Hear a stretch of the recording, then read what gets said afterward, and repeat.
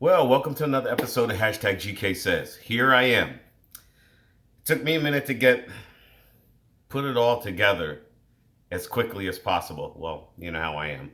Um, Finally got a little bit of peace and quiet so I could do this for you. So let's start from the beginning. We'll start from my birthday video, which a lot of people saw on Facebook, and then I put it on YouTube so some of my friends who aren't on Facebook could see it. And let me tell you something.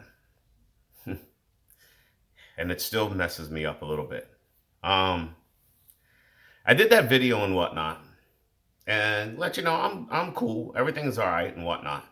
And I've always pushed that that narrative that God always puts you where you're supposed to be and everything like that. And I'm a strong believer in that.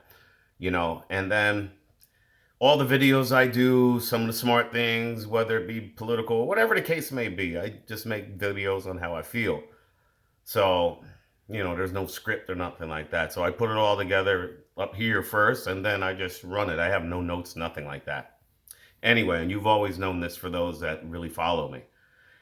So here we go. Posted that video, got hit up from a friend I've known for a long, long, long, long time. Haven't really been in touch too much.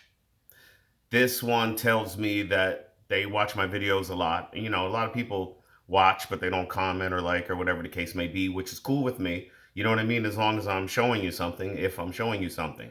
Well, they told me that sometimes what I'm preaching about or saying speaks directly to them, and sometimes it's exactly what they need to hear. And that's something that chokes me up. And I'm like, well, that's cool. I just try to tell people things. You know what I mean? Try to smarten you up a little bit. I ain't the smartest guy in the world, but wow, there's things that are going on.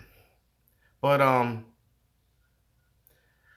what they decided to do after I was telling them in my birthday video that I wanted to you know, take a chance and see if I could go see my mom, go see my aunt, or whatever the case may be, since I've been unemployed since like Christmas and whatnot. And you saw my knee photos and everything like that. That's not cool. Yeah, I'm down a little bit, and it is what it is.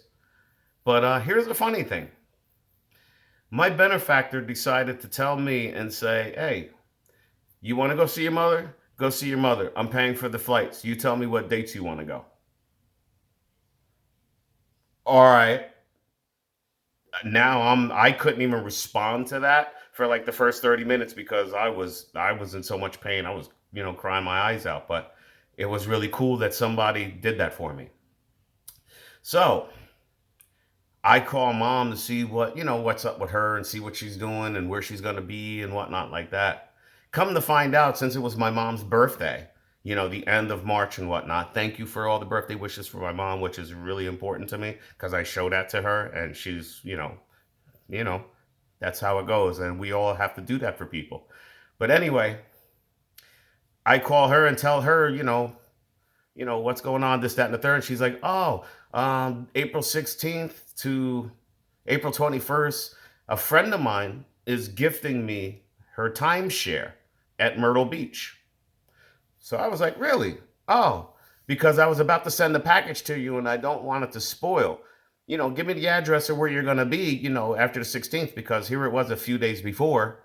You know what I mean? So she gives me the address, gives me the number, the place, and everything like that. All right, cool. I got you. I got you. So now I hook everything up. I get to Newark Airport on the 16th, 6 a.m., hanging out. Everything's cool. I'm about to go to the gate because we're about to board. Now, mind you, this is April 16th. Bam. Ba-doop, ba-doop, ba-doop. Giggity, giggity. Everybody knows that sound from my other videos and everything. I get a message. Hey, you've been delayed. 2 hours later, hey, you've been canceled. Hey, you've been canceled. Hey, nope, we ain't got a flight for you. Sorry. So anyway, 6 a.m. on Sunday till 10 p.m.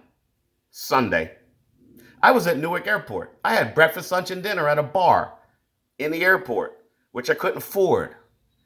But I had to eat and whatnot. I wasn't planning on being there all day, but now I'm stuck in this place. I had to go through security 3 times because I had to go out and smoke a cigarette because of everything that I seen going on, and I was livid. But airline helped me out, gave me a $15 voucher. I said, thanks for half a beer. Thanks. So anyway, I'm hanging out, chilling. Here's the thing about me. I'm a friendly guy. I'm cool. Meanwhile, since I'm there all day, I had pictures with 7 or 8 different people that wanted to take pictures with me. I had like 7 or 8 women come by me and give me compliments. And then this one lady walked by, see me walking, chilling. She looks at me. She was like, excuse me, sir. And I looked at her and I was like, yeah. She was like, now that's how you rock a Brooklyn right there. These kids don't know what they're doing today. That's how you wear your hair. And I looked at her and I was like, thanks. And she was like, where's your pick at? Right here, mama. She looked, she was like, my man. And then kept it moving. Now I'm feeling really good, which was cool because I already talked to a whole bunch of people. Now I'm there. I'm outside smoking cigarettes because I'm heated. Now, as I'm outside, I'm chilling. All of a sudden, I look and traffic's a little backed up, this, that, and the third. So, I go out to the edge and I'm peeping around and I'm like, wow, where's everybody at? Checking things out, come back upstairs a little bit. Then I walk inside just, before security and I go to look downstairs at baggage claim. Ain't nobody going down there. No, all blocked off. Next thing I know, I've got fire trucks, EMS, traffic. I've got 10,000 people at the end of Terminal C. I've got like not 1,000 when you see the videos, but I've got like 100 people or so here, and it built up more and more and more as flights kept coming in, and nobody could go to baggage claim, and it got chaotic. Long story short, I didn't leave Newark Airport until 10 p.m. that night. At 9 p.m. that night, I was sitting at a gate on the standby list, number 5 out of 6 available seats.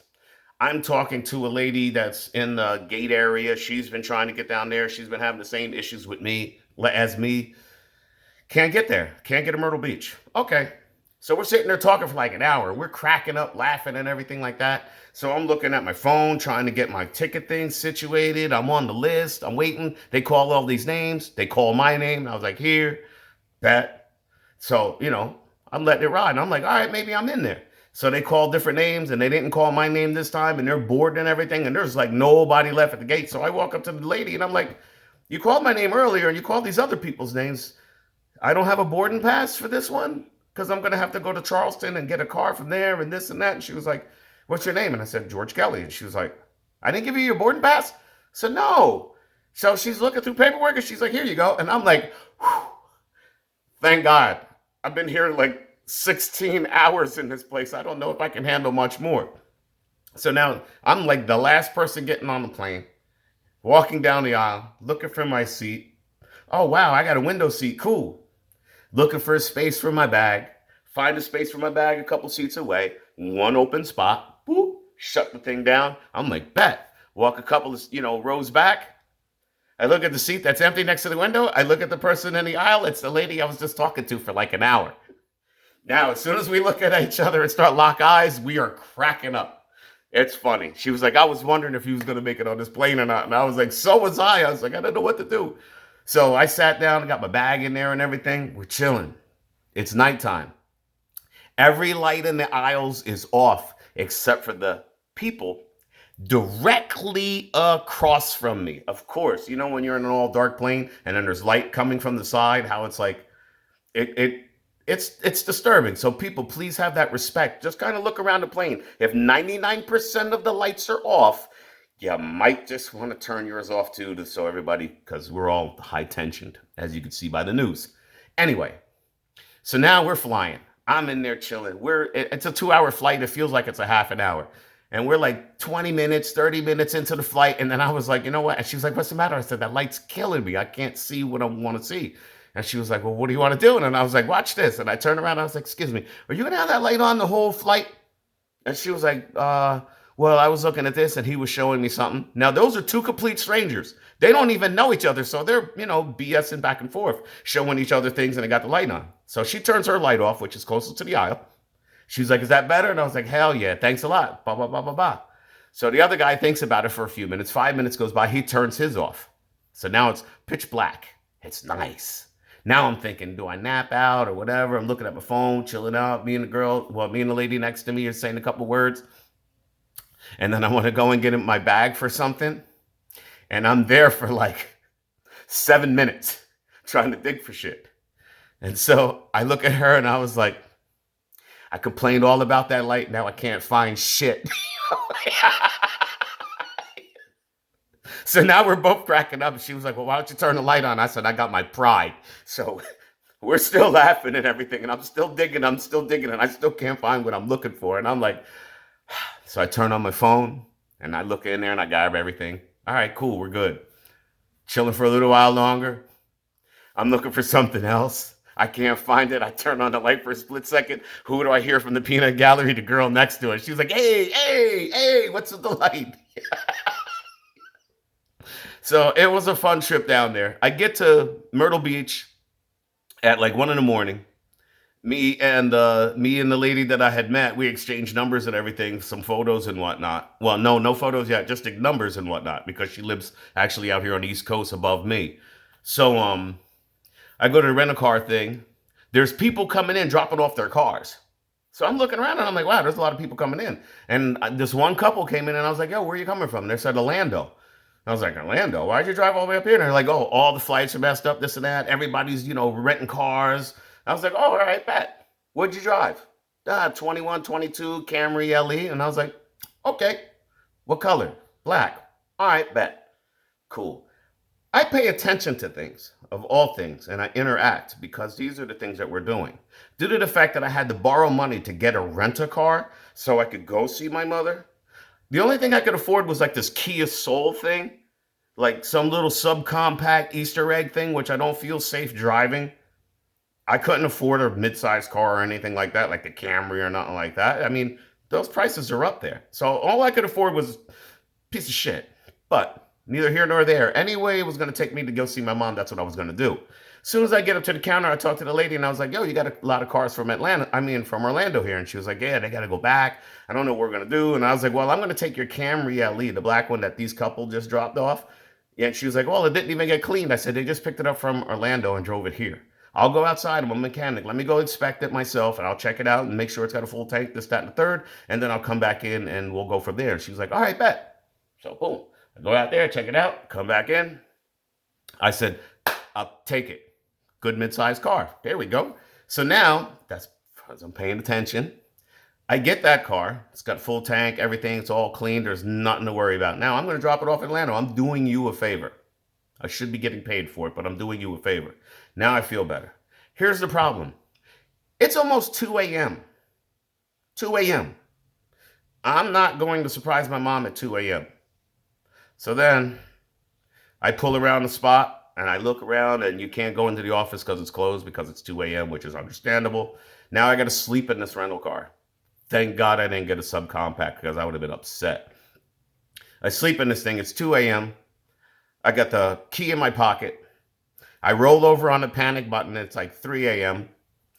Alarm's going off and everything like that. Woke me right up. Turned off the alarm. Looked around. No cops came. Nothing. Boom. Then I slept.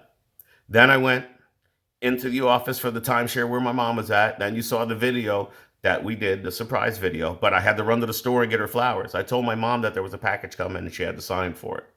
I was in there at 9 a.m. My mom does not come down until 10:30 a.m. So yeah, I sat there for quite a while waiting for her. No biggie. Chill. Surprised my mom, show her the drone, this, that, and the third. And then that was Monday. And then let's see, Tuesday we hung out together. Monday we went to a buffet and everything, had dinner, enjoyed it, and just chilled out. The next day, my mom had to actually drive back home to go do something before she came back. So now I have a night for myself, which I went out with the lady I met on the plane, went to Ocean Annie's, checked out this place called Flip Flops and whatnot. I'm the only brother in there just trying to chill out and whatnot. Let me tell you something. I get along with everybody. I don't know. I got only on Facebook are you going to see all the still photos of the shit that we took because I ran into so many people, had so many great conversations between the airport and all the other bars that I went to, and everywhere that I went had a blast. A blast. Now, mom gets back to the spot. I'm hanging out, chilling. It's midnight, Thursday morning. Now I get in the car. I drive all the way down to Palm Bay, Florida, which is a 10-hour trip or some change, something like that. Pulled over a couple spots, took some rest time and whatnot. Once your hand slips off the wheel a couple times, you know it's time to pull over. So I pulled over, chilled out. Um, and it was during the day in Florida where I wasn't gonna pull over, and then I was just like drawn to the exit ramp. All right, this is where I'm at. So I go over to the exit ramp and I pull in there and I said, what the hell? I'll use the bathroom, get a soda, whatever the case may be. You want to come in? Cat. You want to come in? Hold on. So, anywho, as I'm there at the rest area, getting something to drink and whatnot, there's a guy with a Harley, beautiful bike, and you'll see the stills on my Facebook page because I don't know how to do that with the YouTube thing just yet. I'm working on it. Bear with me. So I'm talking to the dude, and he was getting ready to leave, and so was I. But I just turned around, struck up a conversation with this guy, and we actually talked for, I don't know, 8 minutes, 10 minutes, or whatever the case may be. Safe travels, dude. Safe travels, you too, as well. So I leave. And then I left him there because he was getting ready to leave. Didn't think nothing of it. All right. What, do you want to go back out? Come on, dude. So a little while goes by, I'd say 7, 8, maybe 10 miles. Rocking. My GPS says, hey, there's an accident up above. Take this exit here if you want to avoid it. You mean that exit? Yeah, that was the one. Okay, no biggie. It's a little short thing, it says.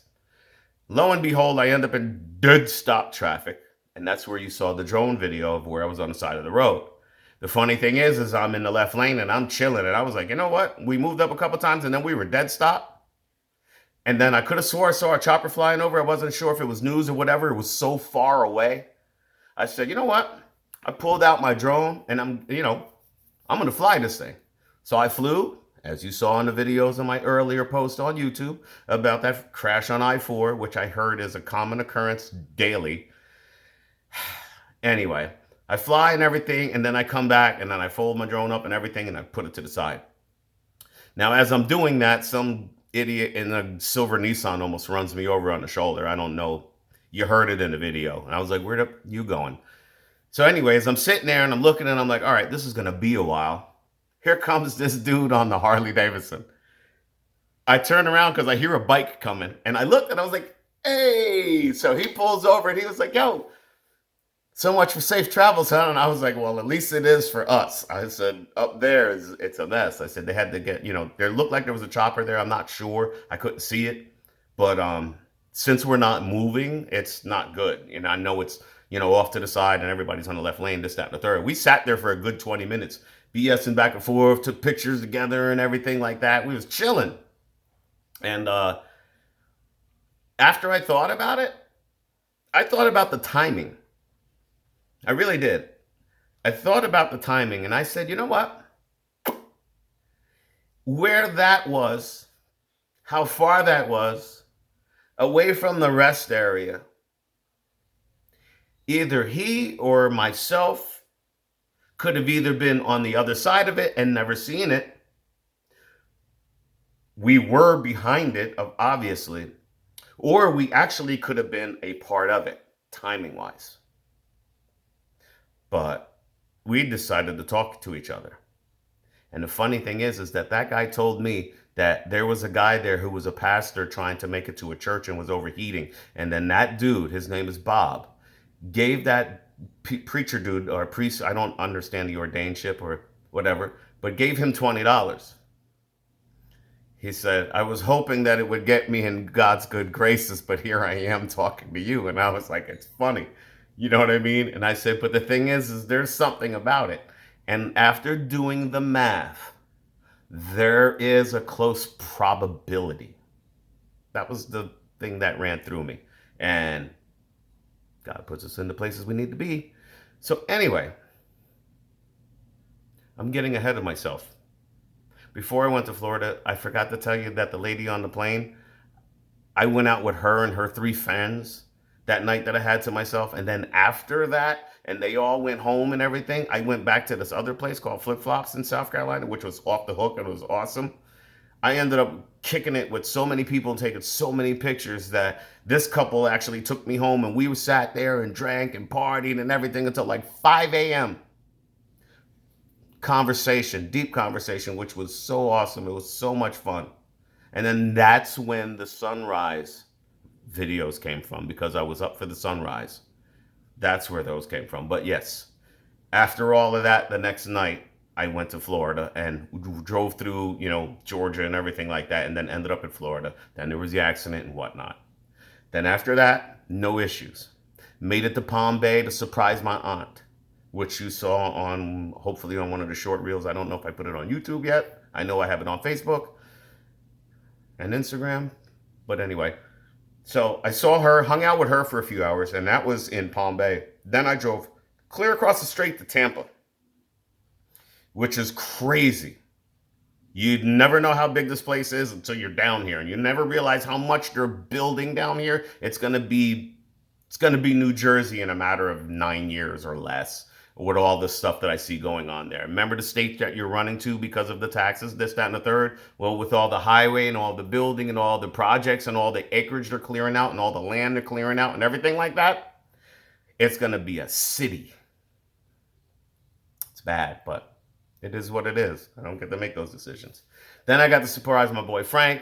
He couldn't believe I was coming because I was clear across the state. I went there. They put me up for the night, hung out with him until like 2 in the morning. Cleaned up, did what I had to do. Got back to Orlando, turned in that rental car, jumped on the plane with no issues. Nothing. 2-hour flight back home, back to Newark. My car was parked out front of the place that I had it parked. Bam, no problems. Had a great time from a horrible situation. Had a great benefactor that helped me out so much it's not even funny.